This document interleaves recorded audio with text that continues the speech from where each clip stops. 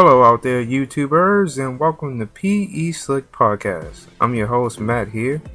Each week I'm going to bring you something different in terms of leadership, ministering, entertainment, book authoring, and much more. But before we begin each time, I'm going to be airing a classic throwback commercial from back in the 80s or 90s or 2000s for my personal liking.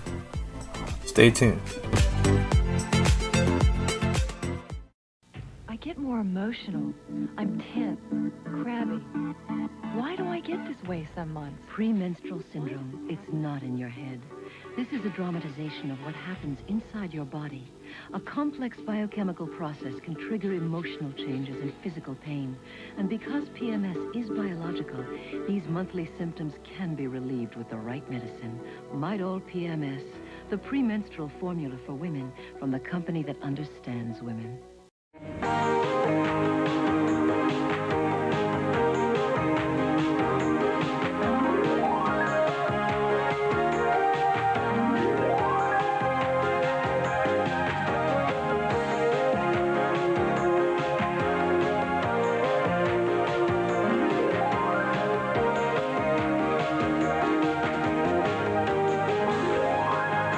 And now, Guiding Light.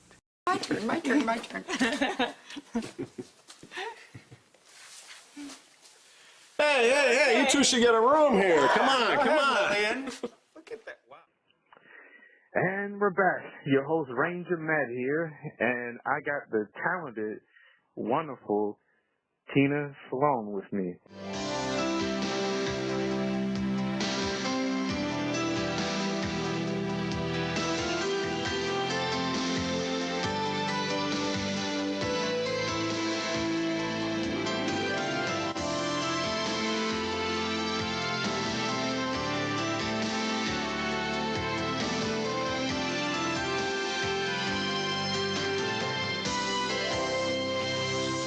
You guys may remember her as Miss Lillian Raines on The Guiding Light, and many other shows before too. I recently found out she was on Another World as Dr. Olivia Delaney. Yes.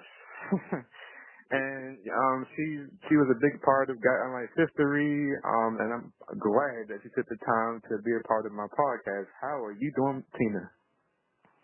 Oh, I'm just great. I really am. Thank you. I just had my grandchildren who were aged 2 and 5 leave yesterday morning, so I'm really still exhausted. It's as much fun as they are, you know? Right. And I have my new book coming out February 1st, so I'm very involved in doing things for that, as you can imagine. Yes, ma'am. Definitely. All right. Well, to get things started, let me ask you, where are you from? I'm from New York City, well, outside of the city, about 20 minutes in Westchester. And I was born there, grew up there, and moved to the city after college in New York City and stayed there almost all of my life. I mean, I loved to travel. Excuse me. I get up with the kids every day at 5. I was a little tired. I did a lot of traveling, my husband and I, and now we've moved to Florida. We sold New York this past October, and we're in Florida. And we also have a little apartment in Maryland, in Chevy Chase, where my son and his wife and those 2 little grandchildren live. Oh my goodness gracious! You know, I'm from Maryland. I'm here in Baltimore, Maryland. Are you in Baltimore? Yeah. Oh, I love Baltimore. My son lived in Baltimore for about 2 or 3 years. My first grandchild was born there, and then they moved to D.C. or to Bethesda, Maryland. See, I knew that somehow I was connected to you guys from Guiding Light somehow, because I found out 2 years ago that Grant Alexander, who plays Philip, he's from Maryland. Yeah, we used to go down when we were visiting my son. We'd all go to baseball games, and I have a friend who owns the Ravens, so we really care about that football team too, as I'm sure you do. Oh yes, absolutely. Everybody wears purple. Hey, cool beans, because that was one of my questions. You know, are you a Ravens fan, or because you're in New York, you're a Jets or Giants fan? Well, I'm not. I'm a Ravens fan, but baseball, I'm sort of a Yankees fan because I grew up with the Yankees, and I love the Yankees. Okay. And I like Cincinnati too. I mean St. Louis. Cool beans. Yeah. Growing up, what was your hobbies? Reading. I read all the time. I loved to read. And I would sneak in and watch soap operas in the afternoon. Oh My parents my. told me I couldn't, but I would. It was very exciting. And I loved English. I was an English major in college. But when I was a little girl, I remember I used to make up little plays and things. And I suppose because I read, I just continued doing that all my life, is writing plays and writing books and acting. So all those things were there with me from when I was a little girl, I think. Right. Alrighty, and it paid off because you had a long and wonderful legacy from what you I've once you checked got out into both acting, shows. and I haven't seen a paid lot off. of Beacon. Well, I'm still doing 2 series, mostly with Guiding Light People. One's called VeniceTheSeries.com, Right. and the other's called BeaconHillTheSeries.com. And they're both on your computer. But it's wonderful fun because we all get to work together again. Right. Yeah, I've checked out both shows. I haven't seen a lot of Beacon Hill. I've seen some clips from the first season, and I understand it's going to come back with some new episodes now. I know. Yeah, we've shot them all.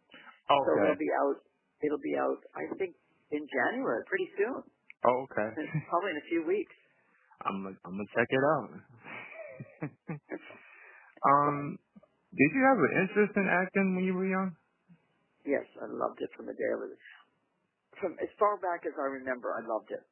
I remember going to my first movie with my aunt, and she took me to see The Greatest Show on Earth, the movie about the circus, and Betty Hutton was in it, who you probably don't know, but I remember thinking, sitting in the theater, I was probably 8, and I thought, I want to be on the movie screen like that.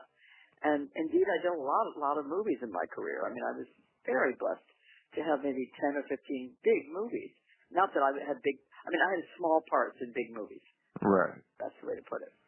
Like Black Swan, which was huge with Natalie Portman, or I played Ben Affleck's mother-in-law in Changing Lanes. Yes, you did. Yeah, I did a lot of. I had so much fun. A couple of Woody Allen's, which were fascinating to do, and I just, did what my little 8-year-old self wanted to do. And I think the writing comes from I think readers are writers. People who love to read want to write. Right. And I always go to the end of a book, which is really naughty, but I think the reason I do it is to see how the author got there. And yet, with the book I just wrote, it's called Chasing Cleopatra. It's got tons of suspense and surprises, and I would hate anyone to go to the end because it would really ruin this book. I mean, this book, people call me at 2 in the morning and say, I can't believe it. I can't believe it. I'm not going to say what happened, but it makes me laugh. Or they stayed up all night reading it, and so it makes me so happy that you know how to manipulate people to be excited. And I think part of that is soap opera. Oh, absolutely. As I mentioned earlier too, I got hooked on watching you guys, and that led to me becoming a writer. So I'm sure, when watching something dramatized, it makes you want to write. It wants you to be creative. The everyday constant storytelling with family, relationships, and it's, of course, it's a little rare now on TV because there's only 4 soaps left now, and a lot of things are now online now. Right, that's right. But I think the way it's constructed, the excitement building and then leaving you cliffhangers. People say to me, the end of each chapter is sort of a cliffhanger in my book. And I think that's daytime TV. They always did some cliffhanger, and then you had to come back the next day to see what happened. Oh, absolutely. I think that's the excellent part in dramatized story when they do a cliffhanger moment where something happens with a character. And people are like, well, what's going to happen next? And it's like, well, you got to wait to see what happens. You got to tune in Monday, or you got to wait for the next book to come out to find out what happens next. That's right. Or in movies, too, a lot of them are, now they're sort of like soap operas. I mean, Downton Abbey was in reality a soap opera, I thought. It was wonderful. Right. And they had time to have beautiful costumes and beautiful homes and estates. But still, it was a soap opera. Right. Has storytelling with the soaps changed a lot from your time early back then to now? Or was it kind of the same? kind of. Well, I have to be honest with you, I haven't watched them since 2009 when we went off the air. Gotcha.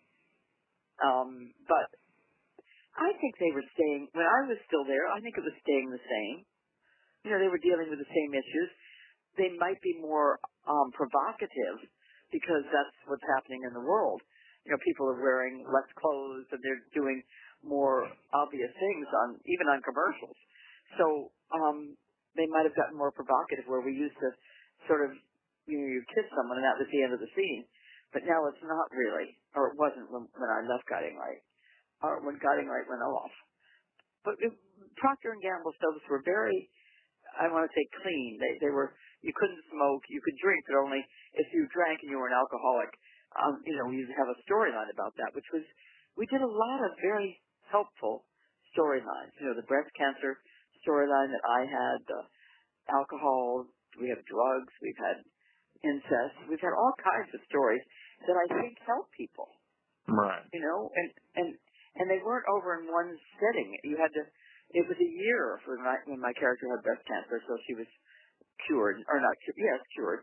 And I think that's important to see, for people to see, that it takes time to have these things happen, as opposed to now in 1 hour, everything's taken care of, you know?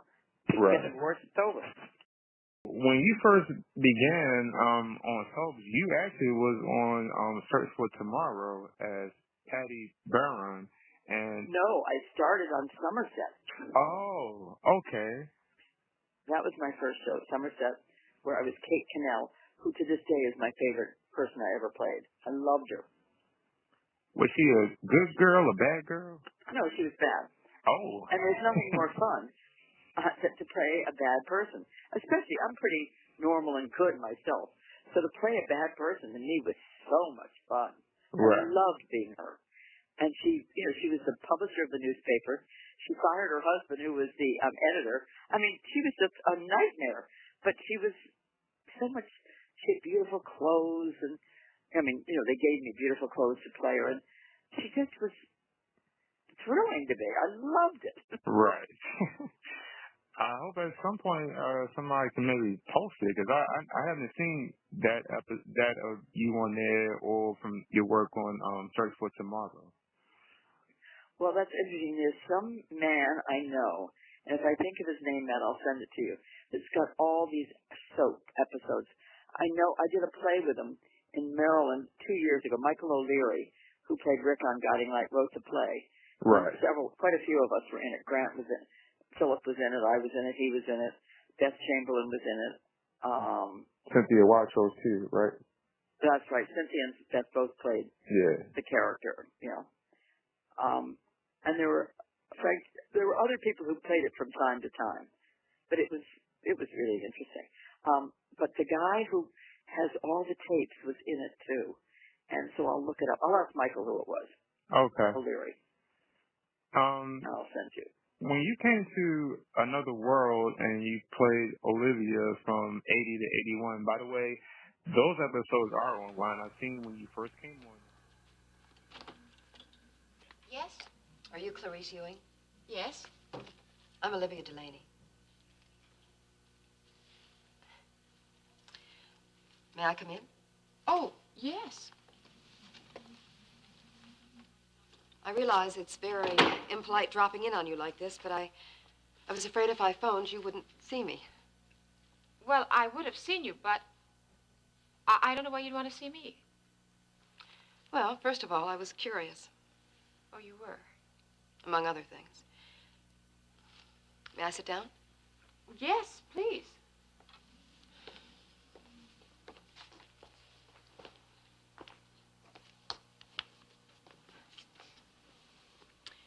I know I'm a stranger to you, though not a total stranger, since I'm sure my husband, Robert, has told you about me. Well, he did, yes. Good, then we can dispense with further formalities and get right to the point. Before coming to Guiding Light, what was it like acting on the soaps then? Oh, it was wonderful. That was out in Brooklyn. So was Somerset. Search for Tomorrow was in New York City, but we get picked up and driven out in a big limo. I mean, we had tons of money in those days, soaps. and we get driven out to Brooklyn, Avenue M and 14th Street. And I remember, if you weren't working, you were way stuck out there. It wasn't like you could, if you were in New York, you'd go home for 5 hours. Here, by the time it was an hour trip each way, and you couldn't exactly, you didn't have a car, so you were stuck there. And I started running marathons because it gave me something to do. I'd leave the studio, go run for an hour, come back, and it was sort of a fun thing to do. Right. I don't think I ever would have run them otherwise if I didn't have all that time. But you're asking about Another World. Well, it was wonderful. Paul Rausch, I think he was the producer. Right. He was. And, again, we had great fun, all the actors together. That's one of the things when you're bonding out in Brooklyn. You don't have much choice. You're there all day, so you bond. And you really get to know these people well. And you miss them when you leave the show. Absolutely. Although I wasn't there that long on that show to really feel that. I mean, that when I left, it was fine. Right. Yeah, Another World, to me, I didn't know Another World too well when I started watching the shows. Passion was on by then, and there was a channel called SoapNet. They started re-airing Another World episodes, and that's how I got hooked into Another World and found out a lot of those guys went on to other shows or was on other shows before coming into Another World. And one thing about that show, it was a little bit like The Young and the Restless, where they would introduce a character and they wouldn't really stay long. It was kind of short arc. Whereas Guiding Light, you guys had characters that stayed on for a long time or came back for a long time and stayed. 26 years. Yeah. I was on. People who left generally went to L.A. to see if they could make it out there or something. Right. And if they didn't, they came back. Or, like I think Grant he was on a show out there that they optioned, and he couldn't do anything else, so he was stuck. So he came back and started working with us again, which was wonderful. Wonderful. And that was one of the things I was going to mention that, of course, Grant, Robert Newman, Michael, Kim Zimmer, those guys was on for years like you, but one of the things I was going to hint about that you and Frank Tokopoulos and Justin Dietz, you guys, when y'all joined, y'all stayed on. Y'all didn't leave and come back like they did. Y'all stayed on all the way to the entire end. That's right. But I think that had to do with, Grant was single. I mean, he was married, he and Sherry, but they had no children, so they could go to L.A. Kim really wanted to try it out there. She was so successful as Riva that she wanted to see if she could make it in L.A. Mikey, same thing. I guess when he went out there, he didn't have children. Or maybe he was written off. I think he was written off for a while, and it wasn't that he went to L.A. I think they just took him out of the story for a bit. Right. And who was the fourth person you mentioned? Robert Newman. Robert. I don't even remember Robert leaving. Maybe when Kim left, he had to leave. Yeah, he had the power. I mean, it was their relationship that made them both so good, Right. Yeah, normally when you have a strong couple like that, when one leaves, it's hard to really pair someone with somebody else unless you have that same person able to with. Because I know when Kim left, they had paired Josh with Harley, who was the nanny, but then he left, and she went with AC Mallet. Yeah, he was terrific, Mallet. I loved him. Yeah. I mean, as a person, he was just fabulous. Yeah, my mother was a huge fan of Mark Jordan, who was the first Mallet, and then when they brought the character back and Robert Bogue played him, I didn't know much about the character because he hadn't been seen since '93, and I was like, well, who is this AC Mallet? I mean, what is a Mallet? And then I would see the old episodes. So a friend of mine's grandmother actually had some old tapes from '92 and all that with Mallet on there, and I was like, oh, okay, this is Mallet, and of course Mark Derwin always plays he's kind of serious, and Robert brought a different approach to Mallet when he brought the character back. Yeah, that's right. He did. Yeah. So he was in Mikey's play too at one point for a short bit. Which one? Robert Bogue. Oh, okay. Michael wrote a play that I remember I just said that we all did down on the eastern coast of Maryland. Yeah, and we did it in New York, and we did it all over the place. And Robert Bogue was in it for a bit too. Yeah. Okay, yeah, 'cause you know I try to keep up with you guys to see what's going on 'cause it's been like 10 years now since the show been off the air. It has been, yeah. A lot of folks some have continued on and some don't act no more. I was really brokenhearted when I heard on the news and it was on April Fool's Day, like guys might I cancel. know. I I thought thought it it was was a a joke. joke. I did too. I thought it was a joke. Yeah. I mean, I've been at some play. I don't even remember what play now on Broadway. I came out and someone said, "Oh, Ellen Wheeler called me and said we're canceled." And I said, "No, no, no. That's your April Fool." She said, "Tina, I wish it was," and I knew it wasn't gonna. Oh, it was devastating for all of us. Right. April. I was going to ask this question later, but I guess I'll bring it up now. So we was talking about the end of Got Right. Some people wasn't too keen on the new camera technique. Do you think that might have played a play in that? No, what happened was we were trying to save money, but she saved us for another year by using that. Okay. Because we were so expensive, and CBS was complaining about how expensive we were.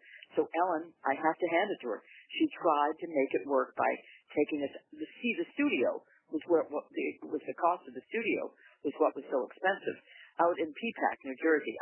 The guys didn't know how to do it in the beginning. That was the problem. They just didn't have a film outside, and they had the handheld cameras.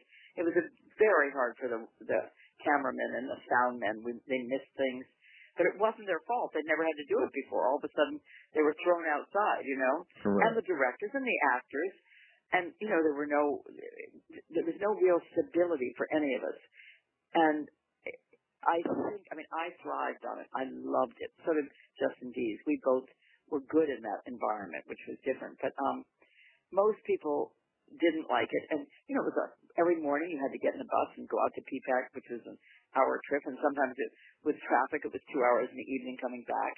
And it was a long day and very hard on the actors, I think. And, and if you had the studio in New York, you could sleep in your dressing room. Here, you didn't have a dressing room. Everyone sort of was shuffled together, and there might be a room they weren't using, and people would go sleep there. But having to get up at 5:30 in order to get the bus at 6 was not easy. And some people had little kids, and all in all, I think it took its toll on the actors, and of course, it did take its toll on the fans. But I know we were trying to save the show, and toward the end, we were getting very good at it. But by then, it was too late. They decided that we were still too expensive. But she saved something like $1 million by doing that. Right. And if we could have kept all the fans, we might have made it. And I think probably what we should have done is told people, we're going to go through a bad transition here. Stay with us. Hold on. Watch us so that the numbers are good. And don't let us go while we're learning this new thing. Right. One of the things I thought that saved the show was when they brought back Grant Alexander because he had been gone for 5 years, and they did the Who Killed Philip storyline, and then Peter Simon at Bauer had came back, and I kind of felt like with them coming back, because everybody loved them for years, that would have been a big turning point for the show to to keep the show on another year or so. Yeah, I think it should have been, but all the shows went off. Remember, one after the other. Once we went, every single one went after us. Yeah. Because they were just ready to they were expensive. And you could do a talk show for nothing. Right. Yeah, I was deeply surprised because like you guys had just ended and then came As the World Turns and All My Children and One Life. And then when they sort of briefly did Children in One Life online briefly with Prospect, I thought maybe that would have happened for you guys or World Turns, that I would have came back on online like they did briefly. No. They were out in Stanford. And again, that's the problem. I mean, there were moments when they were telling us, well, maybe we'll go to Nashville or somewhere and keep the show on the air. But people weren't going to leave New York where their families were and where their parents were and move to Nashville. I mean, one of the reasons people did soaps is you could have a normal family life. You weren't off in some bleak place. You'd go home every night. Everybody stayed married except for 1 or 2 people on that show for the whole 25 years I was there. Right. That says something because you had a normal life. I was really, shocked because I've been a fan of you guys for so long, and over the years, gotten had their stories. Of course, the Jonathan and Tammy storyline, and I know one of the things that y'all had going on that around 2005 was a lot of veterans was let go or had left. That was a year when Jerry Verdern had left, Mark Ducey as Alex was taking the recurrent, and before that, Howie, Blake, and Beth and Mel was dropped to recurrent. Danny and Michelle had left the show. Edmund was gone, and Bill Lewis, Daniel Cosgrove was gone, and that was that's what I meant by the veterans. Those that stayed or been around for a while, they was all gone that year. I see. People was leaving or was let go that year, 2005. I see what you're saying. Yeah. I get it. And I suppose that hurt too, didn't it? But I think they were probably again trying to save money, so people who had big contracts were taken off, and they could hire new people, and it wouldn't cost them as much, Right. I think. Oh, you go ahead. Toward the end, we all were asked to have our salaries cut, and almost everybody did it. One or two people didn't. And the reason we were cutting our salaries so that we could keep the crew. We wanted to be able to help the crew, and some salaries were quite high, and most people let their salaries be cut, and a couple didn't. I'm not going to say who, but I thought it was very interesting because we were all trying to save the show. Right. I gotta do it because I have it right here. I have one of the Guiding Light themes right here on my computer.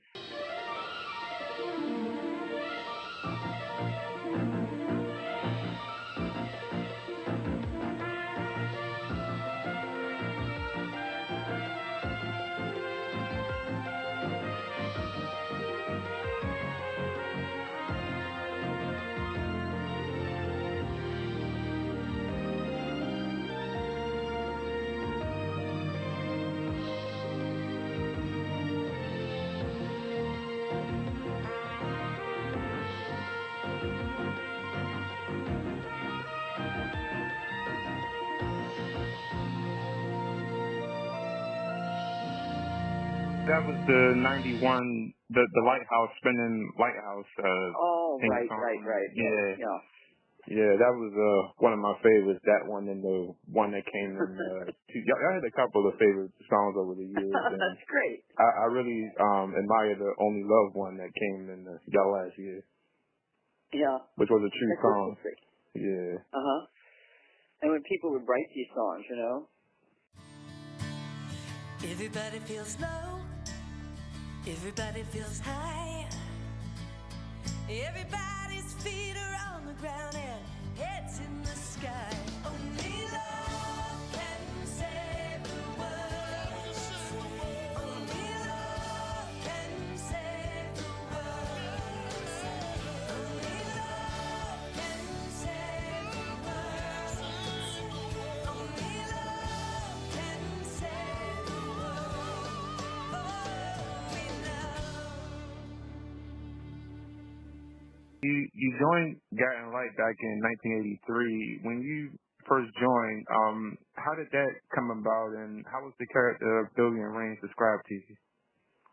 Gail Colby, who was our producer, called me at home, and she'd been the producer of Somerset, and she said, we'd like a strong woman to play a weak woman, I was going to be a mother of a 20-year-old who was going to have that abuse story, where I was abused by Bradley and she was abused, and they took it to another level when that rape scene happened. Right. But, and she said, do you want to do it? And I said, sure, and that was the end of it. It was the best audition I ever had, because she knew my work from Somerset, and she knew I was strong.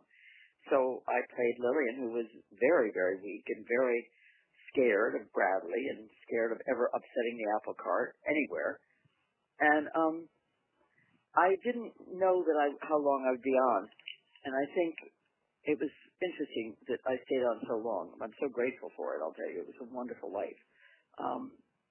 But Lillian, until the end, at the end, when she and Buzz got together and they started to have fun, I think Lillian came to life then, and a few other times. But she was mostly just there helping people or helping her grandchildren or helping Beth or whatever she was doing, crying a lot because Beth had died for the 5th time or 10th time or whatever. Right. And, you know, or when Beth came back as a different person, even though she looked exactly the same. Do you remember that? Yes. That's when Beth Chamberlain had took over the role at that point. Judy Evans was gone. Yeah. Yeah. But there was another time when Beth Chamberlain had the role, and I think she died again. And she came back as a totally different person, but she looked exactly the same. Right. Lorelai. Yeah. Lorelai, exactly. I said to the writers, come on. I'm her mother, and I don't recognize her. I mean, it was just so crazy. And Grant Alexander and I would sit there, and we'd laugh, and I'd say, doesn't she remind you of someone, Philip? And we couldn't look at each other because we'd start crying, laughing. It was so ridiculous. And and poor Kim, when she had to do that scene where she was a gene that she had to grow older for some, for some. The clone storyline, right? The clone storyline. And we'd all be laughing with her in the morning, and then she'd have to do it and do it seriously, There were some crazy storylines in there, but they were fun. Right. And there were some wonderful, wonderful storylines, too. In 83, when they did that with Beth, and Jim, and myself, those stories where he beat us, and then he, raped Beth. It was a very powerful storyline. Right. Jim Rebhorn was the person who played it. Yeah. He's one of the people I was going to ask you about. I was going to say, what was it like working with him? He died. Yeah. He died. Yeah. Oh, he was wonderful. He was simply wonderful. He hated having to do that. He had 2 daughters, and it made him just crazy that he had to do this. But, he did it. But I remember he got sick to his stomach. He said, this is so hard for me. But he did it, and he did it brilliantly. And then he went on to become really quite a big star.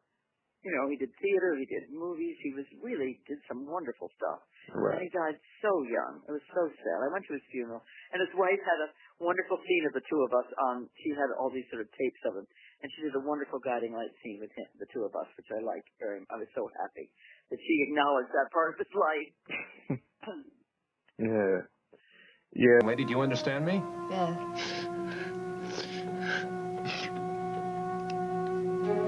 Our Father, forgive us our trespasses. That is not a blessing. Now, I want you to pray for us. I can't even pray for myself. We'll pray, and you will pray in a respectful and righteous manner. Now, Bradley, I don't...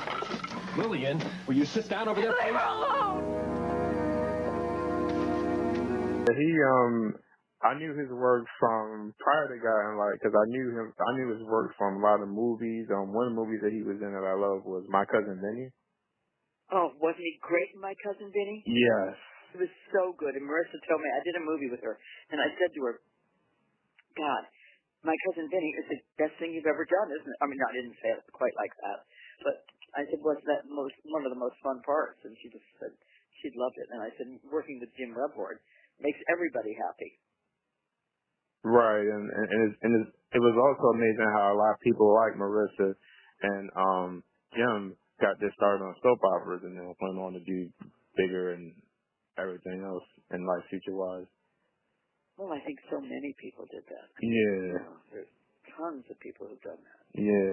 What do you know what happened to, I'm not going to think of her name. She went into this show Providence.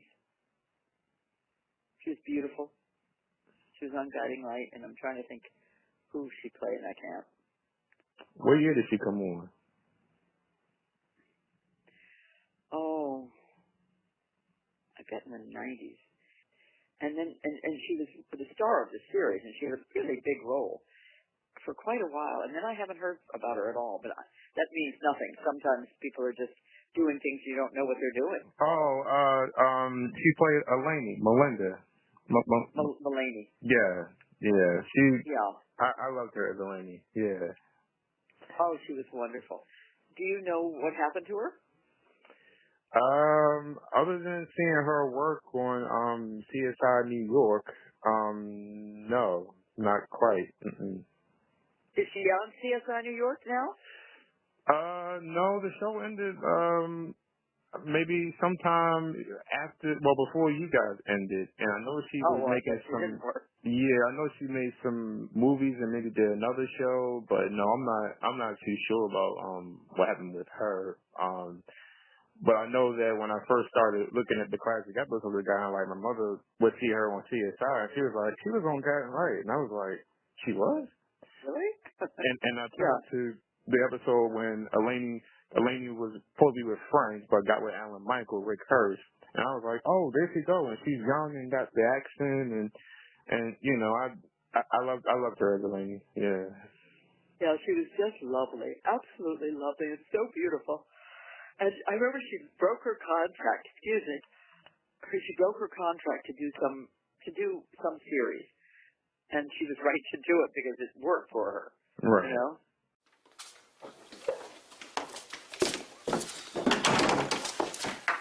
Am I too early for a drink?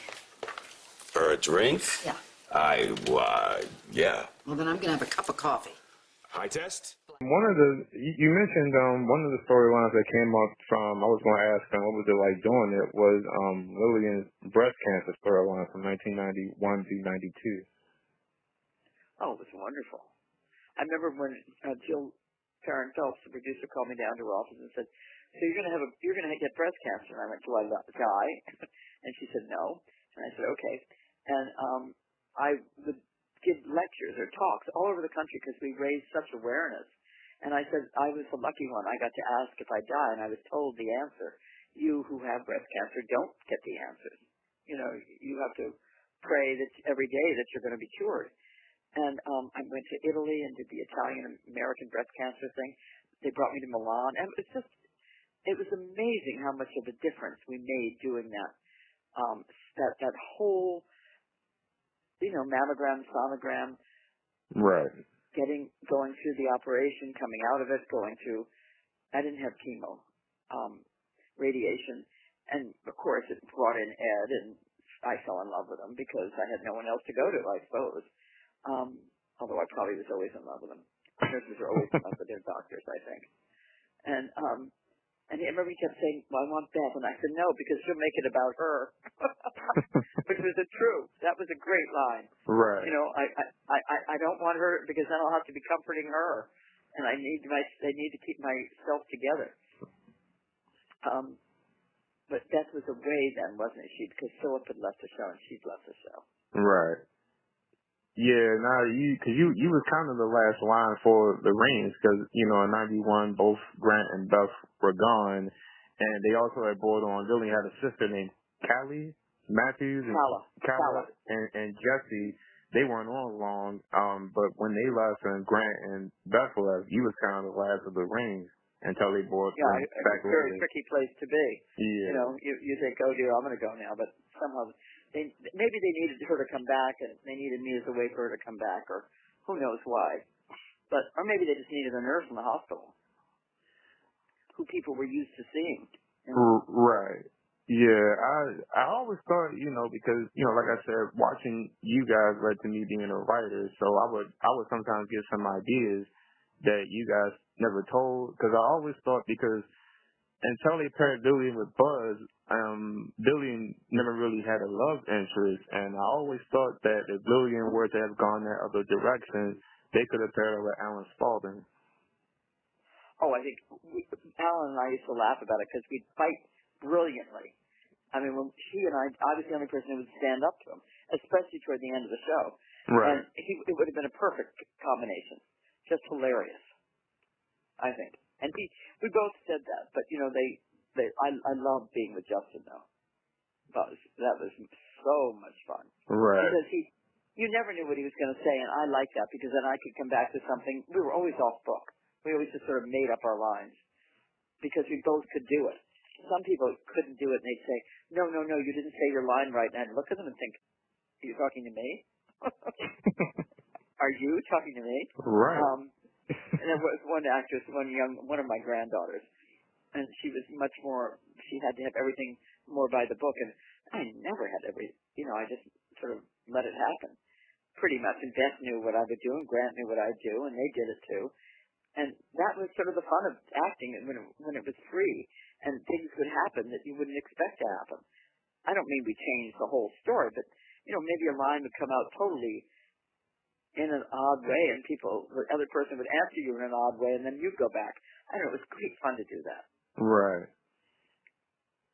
Yeah, that was one of the things I was going to ask you. You guys played y'all characters for so long, and of course producers came and went. Y'all had Paul Rausch, and then John Corway came on, and then Ellen Weston, and then Ellen Wheeler.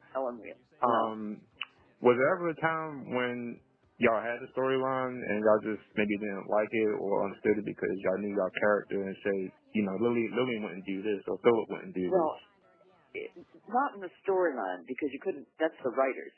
But you know there was a new writer writing you, and you think, who is she? She doesn't have any idea who I am. She's writing me as a Southern Belle, or she's writing me as a Brooklyn Mafia person, and you would just not do it. You'd go and say, I think I did it twice. I went and said, hey, this doesn't work for me because look what they're saying that I'd say, and I wouldn't say or do this, and they'd agree with me, and I get it to do it my way. Right. I rarely ever did that. So more likely I was, I didn't complain. So maybe that's why I lasted so long. Well, of course, because you was really one of a kind on the show, and I gotta say, if you ever decide to run for president of the United States, you got some votes. It was your guidings of a light to guide the world in a new direction. Right, that's right. As a matter of fact, Buzz said that to me when we were getting married. He said, "You are my guiding light," and I thought that was beautiful. I did too. Deserve to be this lucky. I don't. It's like all the angels in heaven got together and put together a beam of light, and it shot it straight into my heart. And it's you, my love. You're the light. Now and forever.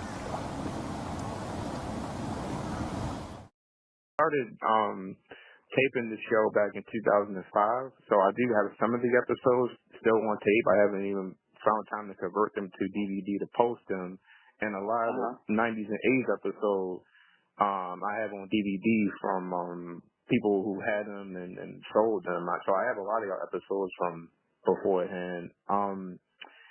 Another person I saw, Lily. Well, this was 2009 when Buzz and I got married. Right. Yeah, I had that on tape. Yeah, that was cool. That was great. I must say, I thought that was beautiful. Yeah. I also thought Lillian would have been a good match for another person who didn't have. I mean, he's had good love, but there were moments on the show where he was kind of single.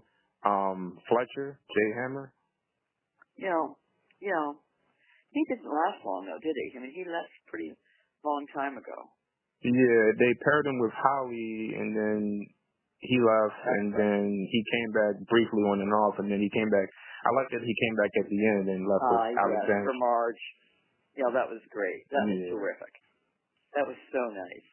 And Beverly, of course, Mackenzie was just, the first Alexander was just a dream. Marge was too, but I think of Beverly so often when you mention, Alexandra. Right. Yeah, many people do, because she was the originator of Alex, and Marge. I love Marge for what she did.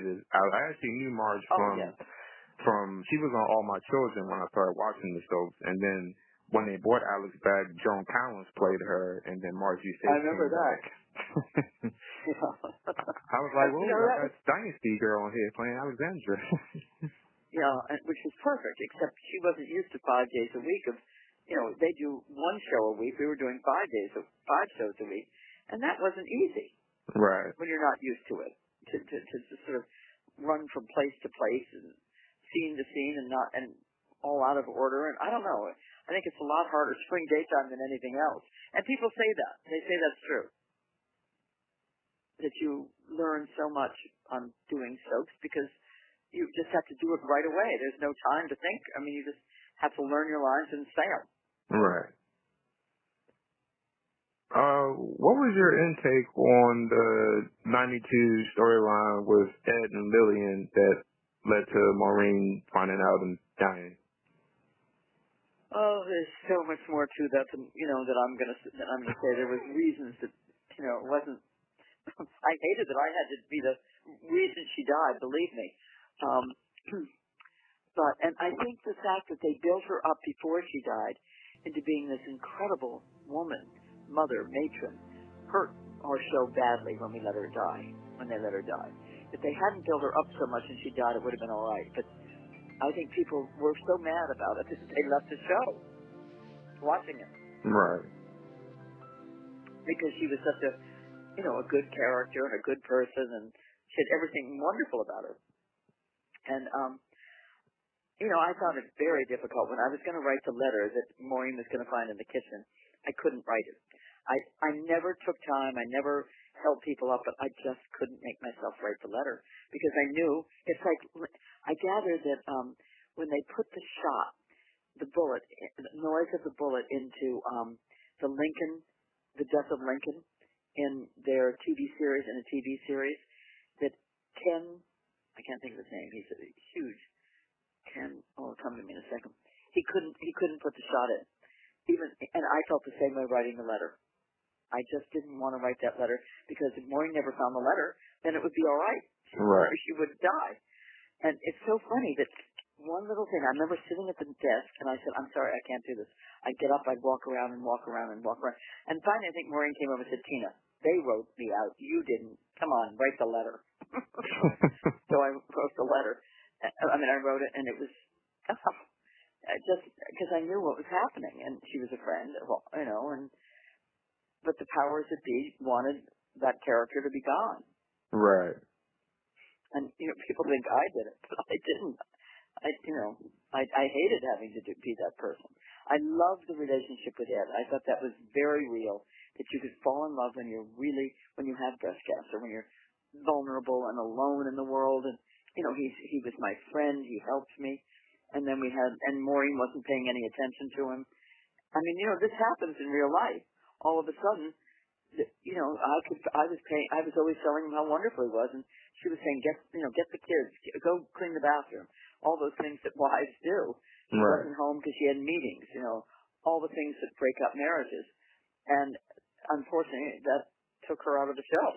Right. I thought that exit was very shocking because, it was always Ed and Maureen, and then when that happened, and then her departure, it was like, because the character of Ed kind of felt single. It wasn't the same after that happened. No, they needed each other. Yeah, it was a great combination, but it also just there are always bigger reasons that nobody knows about. Right. Nor am I going to talk about. But no, I think it was. I even insisted at the end of the show that I go to her grave and apologize to her. I saw that. Remember that scene? Yeah. And I said, you got to write that scene for me. I said, not for me, for all the fans. It's got to be something that we bring Maureen into the end of the show. Right. And bring her back. And I think we probably even could have done more of it. I don't know. But we shot it in one take. I remember this because we were really late that day, and I'll never forget it. All right, Tina, get me your knees. Say the lines. Bye. It was one of those things. Wow. But it was a wonderful. Well, that's TV. That's when you're, especially in PPAC when the sun was going to go down. And everyone's holding the cameras. It's different. It was a very different thing. But I'm glad I did it, and I'm glad they got it and they wrote it, and gave me a chance to say goodbye to her in that way. Right, because I think up until that moment, they never did a scene with Lillian visiting her grave or anything. Oh. I do wish, from another, like I said, I'm a little creative on my end with watching you guys. The only thing I do wish they would have did towards the end when y'all did that scene would probably been if they had maybe brought Ellen Parker back, her marine spirit, kind of come up to visit Lillian. Yeah, and maybe. I think they should have too, but they just didn't do it. And I thought they would bring her back in some form. And there wasn't much time. We were given so little. It was April, and we were done in a month or so. So there was almost no time to to work those things out. I think they thought about doing something like that, bringing her back to talk to me and to Maeve. I think didn't she come back in some form? No? They did bring her ghost spirit back a lot to help Michelle over the years, but I don't think she came back formally with anybody else. But I know she had a lot of scenes with Nancy and many others. One thing I'll say about, we were talking earlier about how Lillian was the last of the Raines family, but then it was generational towards the end because you had Beth back, you had Lizzie, and then she had and Lizzie Sarah. was having a baby. Yeah. Different generations. Yeah, it was wonderful. It was just terrific. And we all, it was a wonderful way to do it with us all, I thought. And then Buzz's huge family. Oh yeah, they had the Coopers. Like I said, I love that they brought back Nola and Bridget when the show was. Right, that was fun, wasn't that good? Yeah. They had a lot of people who hadn't been seen in years who was kind of a part of Guiding Light's history coming back, and I thought that was cool. It was a great idea. Yeah, I thought that was fabulous. I think the final day, Reba and Josh going off was great. But we were all sitting in a park, and I just didn't think that scene had any resonance for people. It was a year later, supposedly, and we're all sitting around on the blankets in the park. And except for Josh and Reba, who left on their trip, everybody else was kind of, I don't know, it just didn't seem to have any real ending, even though it was an ending, and we knew it was the ending. Right. Yeah, I thought it would have been cool to kind of see, like, maybe you guys in your own little worlds, what's going on, even though y'all was on a baseball field. And, I thought it was cool how they paired Frank with Blake. Yeah, that was good. Yeah. That was very good. They had been friends on and off over the years. And that's right. Yeah. And Crystal and Jessica. Yeah. That was the first for the show, having two ladies as a couple. That was a good spin for the show. Yeah, I liked it. Oh, I did too. It was fabulous. And that's why Crystal and they weren't even allowed, I think they were allowed to hold hands and that was it. So Crystal said, I remember where we were standing. I can see us by our dressing room. And she said, I'm thinking about doing a show for this huge group of women that are watching and tuned into us because of, she called it the purple wave. They've turned into us because of us. And she did. That's where Venice came from. What's that feeling like working with everybody from Guiding Light on there? Oh, it's fun. It's always fun to be with everybody. And I'm so fond of Crystal. I'm so fond of, Hillary Smith, who works with her a lot, who helps her doing directing and stuff. I usually often stay in the same house they're staying in, and I just think it's so much fun. We, have glasses of wine and talk about things, and I usually go to bed before they do. But it's really a delight. It's just a delight to be with them and to be with, Beth Chamberlain was in the one out in New Jersey this year, and Mikey was in it, and everybody was in it. Jerry Verdorn was in it. And, being with these people, you feel like you're back, Ricky Paul Golden, you feel like you're back at Guiding Light, and it was, for all of us, a long part of our life, a huge part of our lives. Absolutely. And we saw Peter Simon and Courtney, his wife, in England this year. We were in London, and they were there, and we all went out to a play and dinner. And then we saw them. Grant has a party every Christmas with Ron and Justin and me and Beth and Grant, obviously, and a few others on the show, Mikey. And, we're just very good friends. And I'm glad for that, because, I know when shows end, everybody kind of goes their own ways, but it's cool that you guys are still interacting, y'all close friends. I like a big family. Matt, I remember people would come onto the show as extras, and they always said, this is the nicest show to be on. Everybody helps you. Everybody's nice. Nobody's fighting with anybody. And in general, everybody got along really, really well. We didn't fight much. Some shows are screaming at each other. They're furious at each other. They're jealous. There didn't seem to be much of that on Guiding Light at all. Oh, absolutely. Absolutely. even watching the older episodes, like I said, I got some on tape, on tape 2 and DVD, and I'd be watching episodes from 1990 and the 80s, and even then, you guys seemed close, like a good close family. Oh yeah, we really were. Yeah. Judy Evans was on Venice, so I get to see her, and that's so fun to see one another again, you know? Yeah. So, did you have a favorite villain storyline? I would say the breast cancer. Okay. Oh, definitely. Yeah. Because I liked the fact that we were helping so many people, and it was an interesting, different sort of storyline for me. I really enjoyed doing that. What's your favorite music? Music? Yeah. Do you have a favorite music or genre, song, anything? Well, I tend to love symphonies. I'm quite an intellectual when it comes to that. And that's partly age, I think. I just love beautiful Beethoven and Brahms and great music. And I love Frank Sinatra, of course, and I love the 60s and the 70s, all that kind. I love the Beatles. But I don't nowadays. I go to things where there are huge bands, and I don't even know who I'm listening to. Right. Because it's so noisy. And, I'm 77. I'll be 77 in February. And it just doesn't, when I was young, I'd be out bopping around to it. But now you're thinking, I think I'd like to go home and read a book. Or write a book, more to the point, is what I like to do. Go home and write a book. Right. How did that come about, writing your first book and now your second book? Well, my first book came about because my parents were sick. And I thought, I'll tell people how to handle this. Because nobody knew.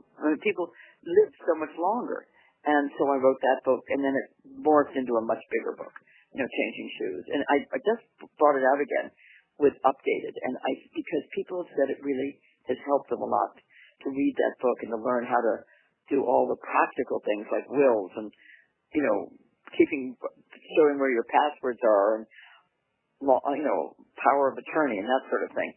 And then, of course, I did makeup and hair and all the tricks I learned on Guiding Light. And then all the philosophy of it. But all the time, I had this dream years and years ago, and I wrote it, and I put it under my bed. But I kept thinking, it's a novel. This one's a novel about love, betrayal, and suspense. Yeah. And I took it out, and I wrote the love story, the love betrayal story. And I showed it to a friend of mine who's a really big, she has her own imprimatur at Random House. She has had Ian McEwan, huge writers. Margaret Atwood, Handmaid's Tale. She said, great writer. She said, you need danger in here. So I brought in a terrorist, and I called my son was in the Marines, so he knew a lot. He did intelligence, and so he had a lot of black ops, deep undercover friends. So I call and say, hey, I need this. How do I do this? What do I? So it has all kinds of reality to it. So I brought the suspense into it, and this book, I have to say, I'm just stunned at people's reactions who've seen it, who've read the early editions. They stay up all night reading it. And they say it takes a chapter or two or three to get into it, but it really is exciting. And I'm having a great renaissance. It's taking a lot of energy, but I'm having fun writing it. I've written it. It now comes out on February 1st. Will you do me a favor? Go to Amazon and pre-order Chasing Cleopatra. I plan to, because I'm really determined to read your first book and also your second book that's coming out as well. I'm really determined. Well, Changing Shoes is a really helpful book. People tell me they keep it on their bedside table, but Chasing Cleopatra is just exciting, and everyone writes me. There's so much knowledge in it, as well as the excitement and the love and betrayal and sex and all that stuff. Right. And I just love how people are reacting. It sort of surprises me. And men are the ones who love it too. I thought it might be more of a chick book, but not at all. Men rave about it. So I gave it to about 25, 30 people, the advanced reader copy, to get feedback. And I've just been so stunned that it comes across. Everybody has the same feedback. That they can't put it down. It's a page turner, but that they're learning things too. Right. What advice do you give somebody in terms of acting or, well, in general right now these days? Well, I think you just have to have perseverance. You know, if you want to be an actor and you're going to be turned down 100 times, and then you get that 101st job, you've got to keep believing in yourself, and that's so hard to do. So you just have to keep. I ran marathons, 26-mile marathons, where you put one foot in front of the other. I climbed those 20,000-foot peaks where you just put one foot in front of the other. And I think the same is true in writing or in acting. You just keep on going. That's the key. Absolutely. And there are bad years, really bad years, and really good years. And you just, you have to go ride out the bad years to get the good ones. Right. We even touched the tip of the iceberg here, but I do thank you for taking the time out to be a part of my podcast. Oh, I'm so happy I could do it, Matt. A wart makes it difficult to express yourself with your hands. Well, new Clear Away Wart Remover is clinically proven to remove warts fast. Our medicated disc dissolves away the wart, while the cover-up disc conceals it. New Clear Away from Dr. Scholl's. Conceals as it heals. Well, YouTubers, it's been a lot of fun. Thank you for tuning in this week for P.E. Slick Podcast. I'm your host, Ranger Matt, signing off. Until next time, you have a good night now.